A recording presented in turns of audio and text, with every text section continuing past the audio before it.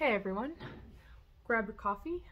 Water is probably healthier, but I'm a coffee drinker and I'm always dehydrated. So for me, I'm grabbing my coffee and we're gonna talk about a Skillshare class today that I did.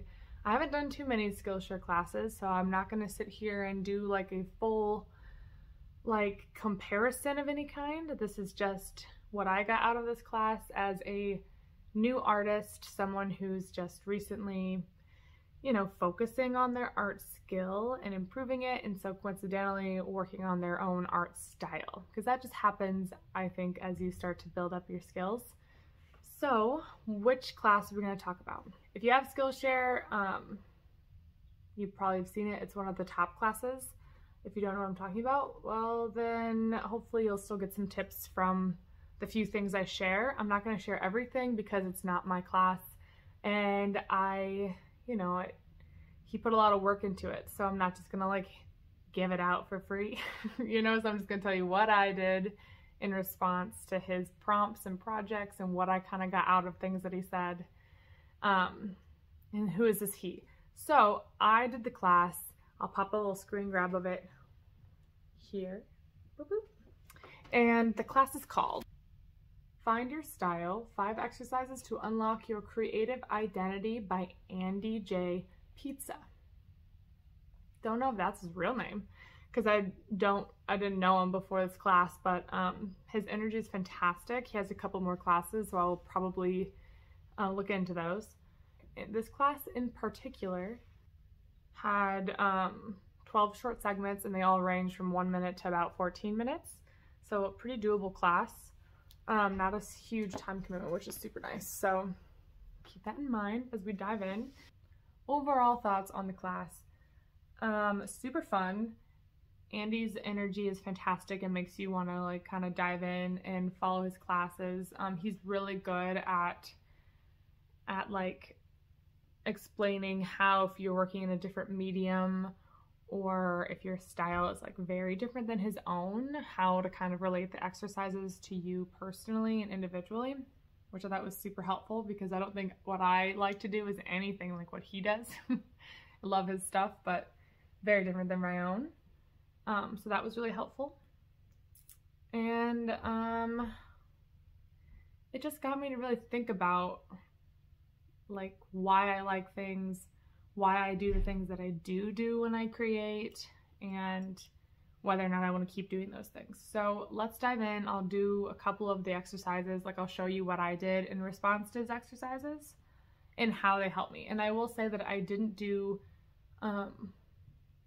all 5 because they didn't quite apply to where I'm at yet, but I'll get more into that later. So let me show you the first couple of exercises.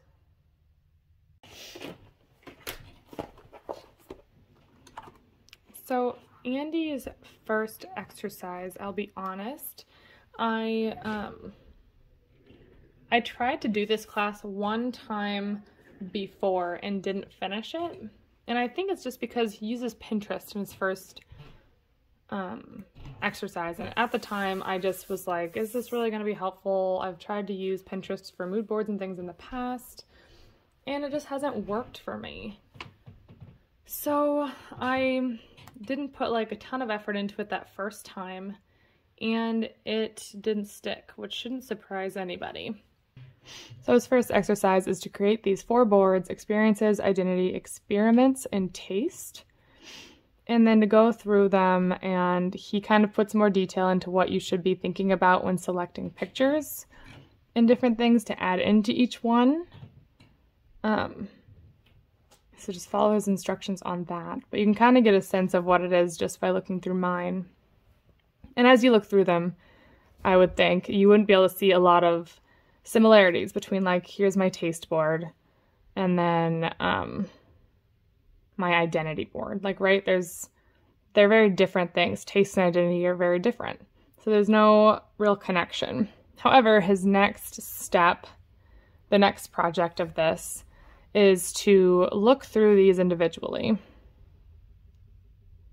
and write down 3 to 5 things about each image. And I didn't do each image, but I did the ones that stuck out to me on each board, maybe 3 to 5 on each board that really like stuck out to me. Or like on this one, I did one of the streetscapes, I did one of the anime things, I did one of these ink ones to do this next exercise with. So the nun pin, you know, I just put things like, why did I pick them? What did I like about those images? And I wrote 3 to 5 things on each one. So textured, lush, everyday scene on the plane, sense of wonder, everyday experience. It's kind of magical. The Inosuke one, I loved the brush strokes, the depth of feeling, the colors. I want to know the story. I want to know more. And then after going through them, you want to draw your conclusions. That's how we made the similarities and made those connections. So let me zoom back in.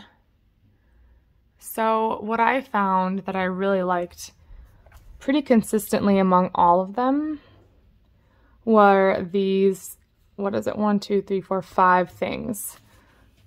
And so the ones that repeated, a story is being told, there's a sense of wonder, I like muted colors, everyday things, and sketchy, rough textures.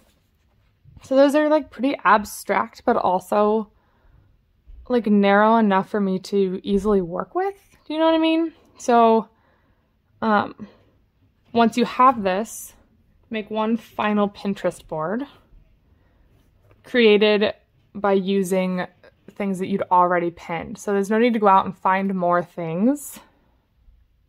So you create a master board and you pick the ones after you go through them, like 1 or 2 from each one, or just whichever ones speak to you the most, that kind of have those same feelings. Like this is one that I think about a lot, and this is one of my favorite artists I follow on Instagram. But like, what is going on here, right? Like this is a whole world, and she's very, like, just chill. This is just her life. I love that sense of wonder. I want to know what's going on. I want to know what she's doing there. I want to know what's about to happen here. The sense of wonder and awe of these places. The muted colors. The textures. Like, it all makes sense now that I see it all. And so, does that make sense? I'm going to pause because I'm out of breath, and I'm going to pause this video. Now that I've caught my breath, and we've made our master board on Pinterest of our like design aesthetics or artistic qualities that we are drawn to, the next step was basically to then create a few pieces. I decided to make 3. I think he suggested 3 to 5. And then he didn't say that they had to be large pieces, but I did 3 full pieces in my sketchbook, which you might have seen a little glimpse of in my last vlog, because that's when I worked on it. But you wanted to make a few pieces with those qualities in mind. But in order to give you a little bit of direction so it's not so broad, like if he was like, all right, now go make 3 pieces that are full of everyday things, tons of muted colors, sense of wonder, there's a story of some kind being told, whatever you want, and then, you know, incorporate some textures. I would be overwhelmed, I think. I would be, you know, it's the whole point of this is to practice things and to get in the groove and understand what you like, and that's a little too broad for me. So he has on his class these little downloadable dice that you can print out, and then you throw them, you know, and there's 2 dice and there's specific things on each die, and then you just draw the 2 things that pop up after you roll, and that is then what you try to put those things into. Does that make sense? So let me just show you because it sounded a little weird when I said it. So the first one I did was this one. See it? 1 page in my sketchbook, this one over here.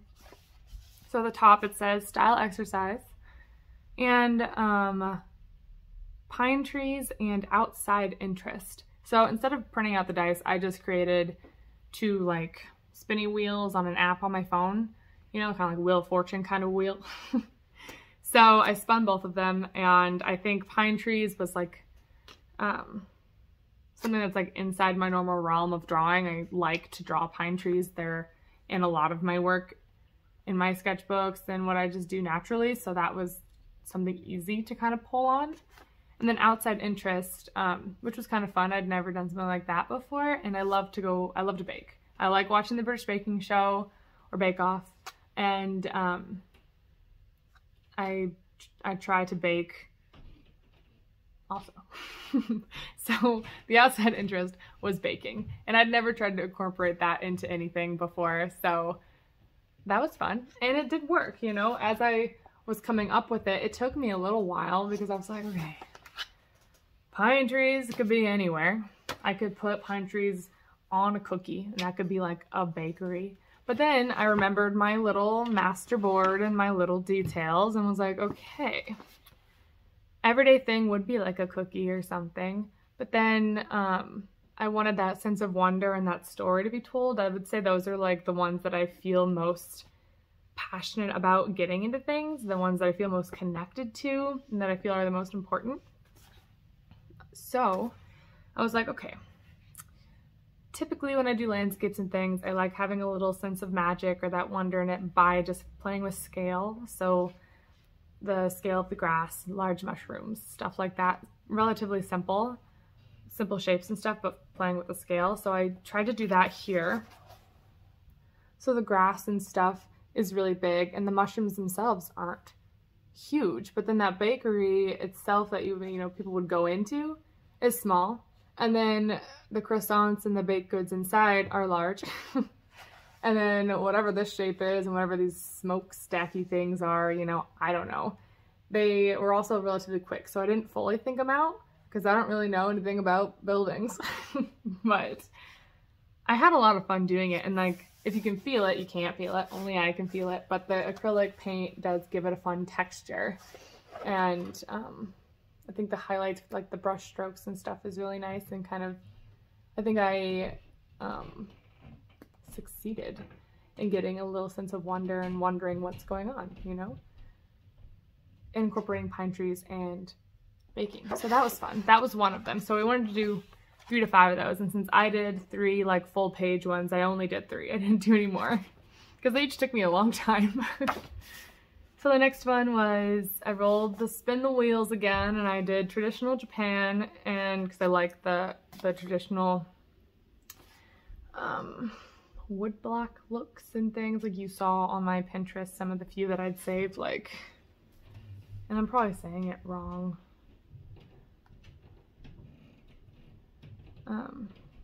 Japanese prints and contemporary Chinese art is what this one's under. I just watched a bunch of stuff to educate myself more on this, but I've already kind of forgotten. But like this look, I love, and like the Great Wave, I love. I've always loved it. Always. I have a calendar right over here with 12 of these different beautiful designs on it. You know, it's just something I've always been drawn to, and it's a similar just sense of like awe and wonder. I gotta stop saying that, but I have discovered that it's relatively important in my work. So the class did great for that. Where'd it go? Oh, it's right here. And then my family, a lot of my dad's side is from the Isle of Man. So that's what some of the stuff was on my Pinterest board if you didn't quite know what it was location-wise. So I took a castle from there of ruins and tried to incorporate the landscape layout of those traditional prints with the brush strokes that I liked, and then with the location of the family history. And I really like how it looks. It's very different than anything I normally do. But I always love using just that the black brush pen and nothing else. I really like that. So I was happy with how that came out. Last one of the 3 was a self-portrait plus a guilty pleasure, similar to the pine tree, something that I really just enjoy drawing. It's simple, something that I easily draw, and so I did the Kodama from Studio Ghibli's Mononoke, if you know what movie that is. They're like the little white forest spirit things. So just a little me sitting in the woods, hanging out with the Kodama. So again, I tried to get a sense of wonder, but also that sense of like everyday. Like, this is just what I do every day. This is what this version of me does. I just go to the forest and I talk to the spirits. And I thought that was really fun. I thought I accomplished that with the expression and the sit. The proportions are definitely a little off, but I don't care. And yeah, the colors are all a similar tone. I could probably change the colors if I wanted to do it not in my sketchbook, but overall, it was good.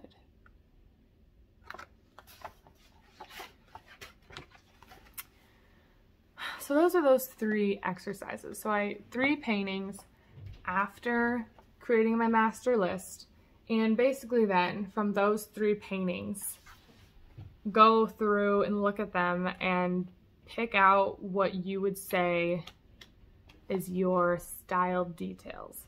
So Andy's work is very, from what he showed in the class, I should say, he's got a lot of like characters and things that he reuses in his work. So his next step of this project and of this class was to create kind of like a style key, you know, like a map key.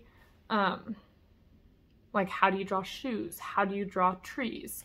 How do you draw people's eyes? How do you draw this? How do you draw that? And like make a literal key for yourself so that you can just reference it and be like, all right, if I do these things, people will 100% notice it as my work because it will be consistent throughout all of my work. And I think that's genius. I think that's completely genius.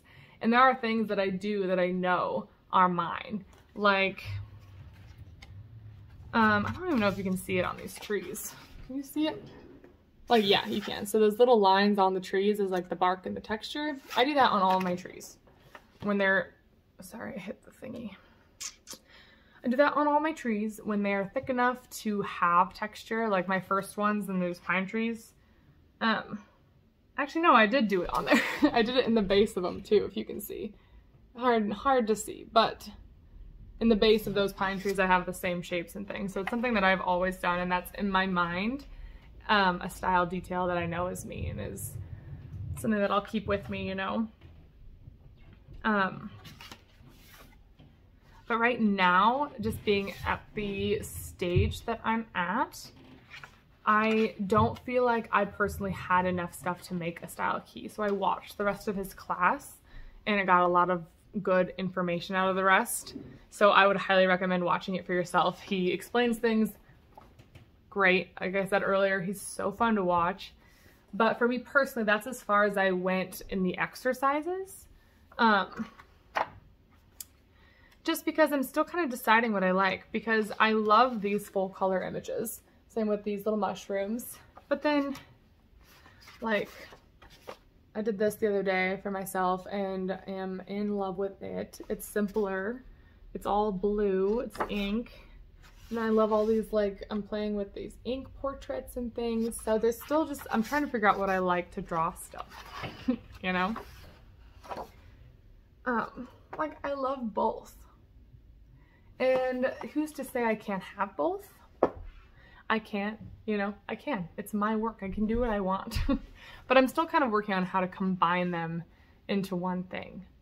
And that's something that this class has helped me figure out, in the sense of, like, I know that's what I need to do for it to be mine. I'd argue that it's mine already, but for it to be a little bit more cohesive, because I like doing both. Like I said, like the thought of just doing only doing black brush pen or any kind of color brush pen only lines all the time, I don't want to do that. But also only doing full colored acrylic paintings and not doing any brush pen line work pieces. Like, I don't want to be in either of those two boxes. So I have to figure out how to combine them, and this class has really helped me put those parameters on myself. Like, I keep this open now with me whenever I'm doing anything. I always look at it, I'm like, okay, is there a story being told with this sketch? Am I wondering what's happening next? Am I wondering what's going on just outside of my page boundaries? Because that's what I want. The rough textures come along with it, so I don't think about that very much. The everyday things part of it, is kind of how I imbue that sense of wonder in my mind. Like, if something seems so casual that it's just like, what's happening? I'm automatically like, what is happening? Like, tell me more. So that kind of just plays into my sense of wonder also. And the colors, I naturally gravitate towards the muted colors, so I don't have to really think about that one either. It's mainly just the wonder and what story am I telling, which probably is a lot of people with the story being told, but knowing what that means specifically to me a little bit more clearly now, and knowing that I should be pushing myself to put that into my work and everything that I do is what I mainly got out of this class. And it was great. And as I develop and do more things, I will probably make some sort of key along the lines of what he did. I'll probably watch his class again. Like I said, he's got another class, so I'll definitely be watching it too, just to see what it's all about. I really liked it. I really liked the class. I don't know, did I just close out all my thoughts right there, or do I need to do something else? I don't know, I hope you enjoyed it. I hope you enjoyed this video. It was very different. I don't know if I'll do more or not. I'll see. I would like to, because it kind of forces me to do more of the Skillshare classes and think about them and reflect on them, rather than just me doing them and then forgetting about them. You know, this forces me to actually sit down and do the projects and film them and prep them for you to see. So let me know if you liked it. Let me know if it was helpful. If it was confusing, I'll try to better the next one. Leave me a comment. I guarantee you how often I'll be doing it. I like the idea of doing it once a month. However, I know the pace that I create things, so it may not be exactly once a month, because if, like this class, I created 3 full pieces, like that took me so long. I can't do that all the time, as my life happens around me and my full-time job happens around my art. So they'll happen consistently, just don't know the schedule yet. So subscribe if you like them. If you like looking at sketchbooks, at real-time drawings, at little studio vlogs in my living room studio, it all is here at my channel. So subscribe, give me a like, because that's pretty cool, and comment hey. I'll reply hey, and I'm gonna go enjoy my Saturday. Goodbye.